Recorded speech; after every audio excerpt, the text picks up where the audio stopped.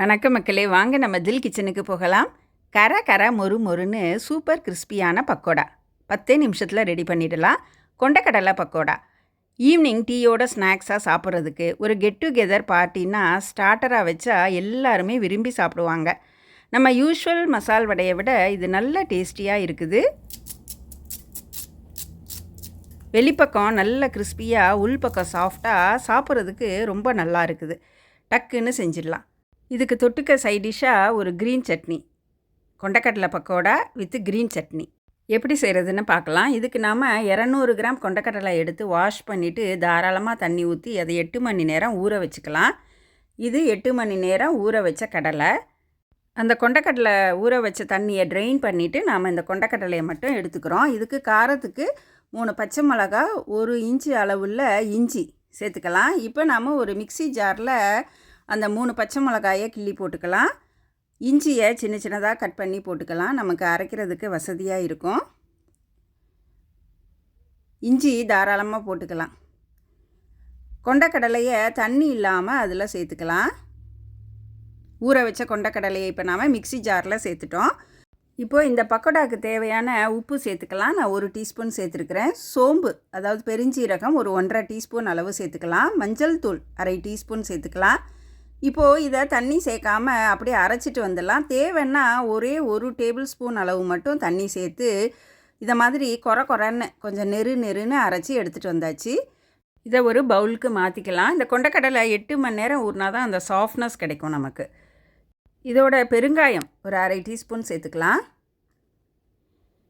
நெய் 1/2 டீஸ்பூன் சேர்த்துக்கலாம். இந்த நெய் 1/2 டீஸ்பூன் சேர்க்கும்போது 6 நாளும் நல்ல மொறுன்னு கிறிஸ்பியாக இருக்கும். இப்போ இதோட பெரிய வெங்காயம் 2 ஃபைனாக கட் பண்ணி வச்சுருக்குறோம், அதை சேர்த்துக்கலாம்.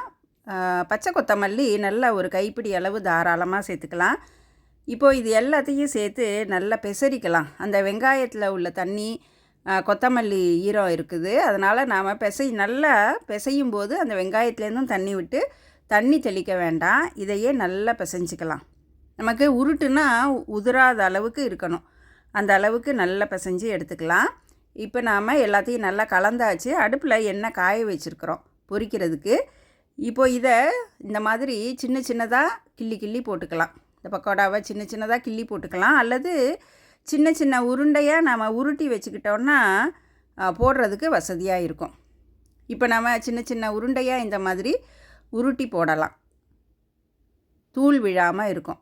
இந்த மாதிரியே உருட்டி நாம் அந்த எண்ணெய் கொள்கிற அளவுக்கு போட்டாச்சு. இதை உடனே கரண்டி போடாமல் 1 நிமிஷம் கழித்து நாம் அதை நல்லா பெரட்டி விடலாம். இதை நல்லா பெரட்டி விட்டு அது நல்ல கோல்டன் கலர் வர வரைக்கும் நாம் அதை வேக விடணும். நல்ல நிதானமாக வேகும். நல்ல பொன்னிறம் ஆற வரைக்கும் நாம் இதை பெரட்டி விட்டு வேக விட்டுக்கலாம். இப்போ நல்லா பொன்னிறம் ஆயிடுச்சு. நாம் இந்த பக்கோடா வெளியில் எடுத்துடலாங்க. இது நல்லா வெந்துருச்சு, அந்த பொன்னிறம் ஆயிடுச்சு.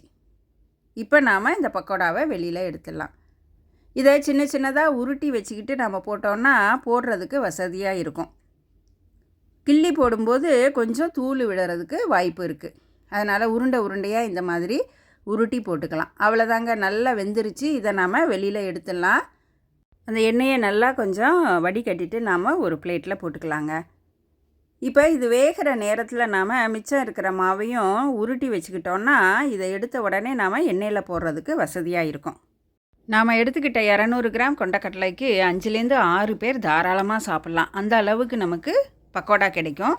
2 பேர் இருக்கோன்னா 100 கிராம் கொண்டக்கடலை இருந்தாலே நமக்கு போதுமானது. இப்போ நாம் இந்த கொண்டக்கடலை பக்கோடாவுக்கு ஒரு க்ரீன் சட்னி ரெடி பண்ணிக்கலாம். மிக்சி ஜாரில் ஒரு கையளவு கொத்தமல்லி நல்லா வாஷ் பண்ணிவிட்டு சேர்த்துக்கலாம். ஒரு சின்ன துண்டு இஞ்சியும், காரத்துக்கு 2 பச்சை மிளகாய் கிள்ளி வச்சுருக்கேன், அதையும் சேர்த்துக்கலாம்.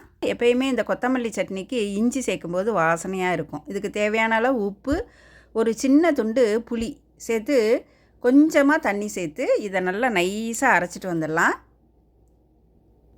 இப்போ இதை நல்லா அரைச்சிட்டு வந்தாச்சு, நைஸாக அரைச்சிட்டு வந்தாச்சு. நமக்கு இந்த க்ரீன் சட்னி சூப்பராக ஸ்பைசியாக ரெடி ஆகிடுச்சுங்க.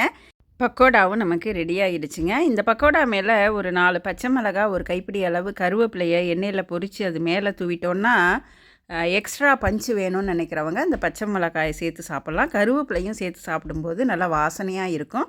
இந்த கொண்டக்கடலை பக்கோடாக்கு சைட் டிஷ்ஷாக நமக்கு அந்த கொத்தமல்லி சட்னி ஒரு கெச்சப்பும் வச்சு சாப்பிடும்போது கர கர மொறு மொறுன்னு சூப்பர் கிறிஸ்பியாக சாப்பிட்றதுக்கு ரொம்ப நல்லா இருக்குங்க. எந்த வெரைட்டி ரைஸ் செஞ்சாலும் ஒரு சைட் டிஷ்ஷாக வச்சுக்கிறதுக்கு, சாம்பார் சாதம், குழம்பு சாதத்துக்கு சைட் டிஷ்ஷாக வச்சு சாப்பிட்றதுக்கு பக்காவாக இருக்கும். நீங்கள் செஞ்சு பார்த்துட்டு உங்கள் கமெண்ட்ஸை கீழே கமெண்ட் செக்ஷனில் கொடுங்க. இது வரைக்கும் சப்ஸ்கிரைப் பண்ணலைன்னா சப்ஸ்கிரைப் பண்ணிவிட்டு அந்த நோட்டிஃபிகேஷன் பட்டனையும் ப்ரெஸ் பண்ணிடுங்க. நன்றி, வணக்கம்.